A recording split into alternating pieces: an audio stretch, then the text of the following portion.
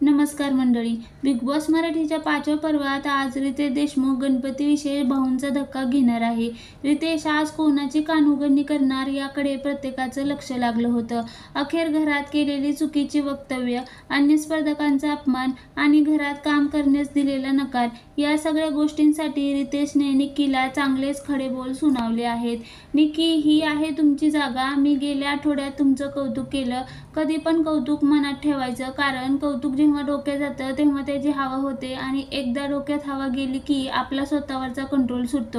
आपल्यात माज येतो आणि आपण वाटेल तसं वागतो आणि वाटेल तसं बोलतो. या आठवड्यात निक्की तुम्ही तेच केलं, असं सांगत रितेशने तिची चांगलीच कानउघडणी केल्याचं पाहायला मिळत आहे. एकीकडे निक्कीला झापलं असलं तरी सूरजच्या खेळाचं आणि तो घरात नवीन कॅप्टन झाल्याबद्दल रितेशने त्याचं कौतुक केलं आहे. तसेच यापुढे सुद्धा घरात बोलत जा आणि आपली मतं मांडत जा, असा सल्ला रितेशने सूरजला दिला. आता संपूर्ण सीझन निक्कीला बिग बॉस मराठीचा कॅप्टन होता येणार नाही. कॅप्टन्सीच्या शर्यतीतून निक्कीला बाद करण्यात आलं आहे. याशिवाय आणखीन एक शिक्षा रितेश निक्कीला देणार आहे. ती शिक्षा कोणती असेल याबाबत आजच्या भागात उलगडा होईल. मात्र समोर आलेल्या प्रोमोनुसार रितेश निक्कीला भाऊंच्या धक्क्यावरून उठवणार असल्याचं पाहायला मिळत आहे.